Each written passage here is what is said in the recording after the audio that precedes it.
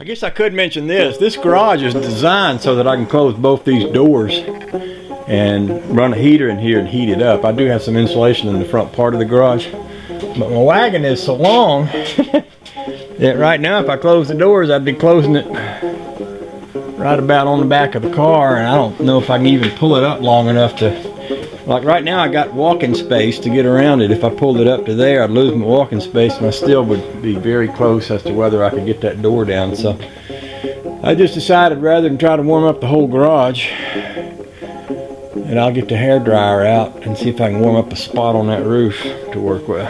That's kind of okay. Here's what I've come up with.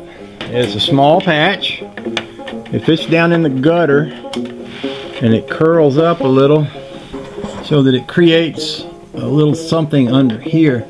See, I'm gonna have to put a piece in here too, and if I had a little something for that to connect to,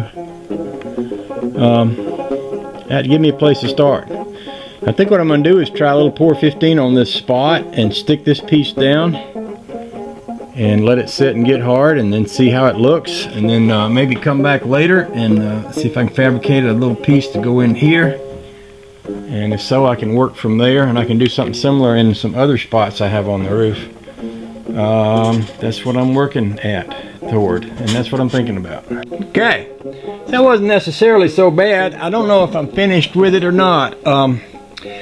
I did not wind up using much of the metal because it has a tendency to be stiff, which means it wouldn't quite lay down flat where I wanted it to, and I didn't want it to get attached on there and be sticking up and be rough. So what I did do is I wound up using some of this fiberglass material, although I also put some of that brass mesh down in the trough to kind of make the trough, and I put some out on this side because I needed the stiffness of it to recreate this part right in here. That is by far not perfect and not even close, but if I can get it structurally sound and stop up the leak, I can, you know, smooth it out, sand it, put filler in it, do various and sundry different things to make it be okay. And no matter what I do, it's going to be easier than pulling the windshield out and rebuilding the whole car. Yep. So I might work on that a little bit more to get some of the strings to lay down and not look quite so ugly. But then after that, I'm just going to have to walk away and let it dry, and I don't think I'm going to do any more until that spot hardens up so I can see what it is going to look like after it does so. Oh, I will talk about this a little bit. The other day I was talking about using some of that dum-dum and putting it in this crack to seal along here. Well, I tried that and it looked like crap, really looked like crap. So this is what we have now. I don't know how much of this you can see. It's a rough spot, but if it holds that, I can come back later and do some more work around that.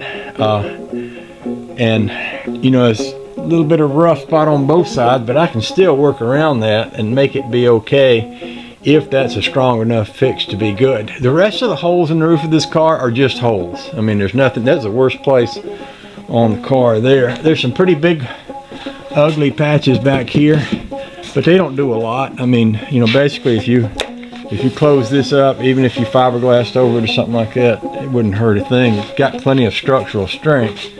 There's one other place where there's a hole in the gutter back on the far corner, and I could patch it in a kind of a similar way. So that was the big ugly spot and the big scary spot for me. So my curiosity will be how well this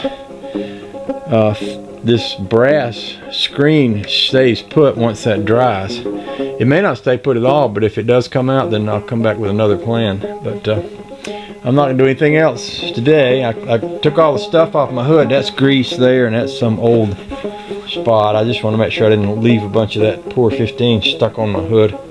Not that it would matter, because it'll all be sanded. And, well, actually, that hood's going to be replaced, but still, I didn't want to leave stuff that would, like, I didn't want to have drips under my paper on my windshield causing me problems. So with that done, I'm going to kind of walk away from it, and we'll look at it more later.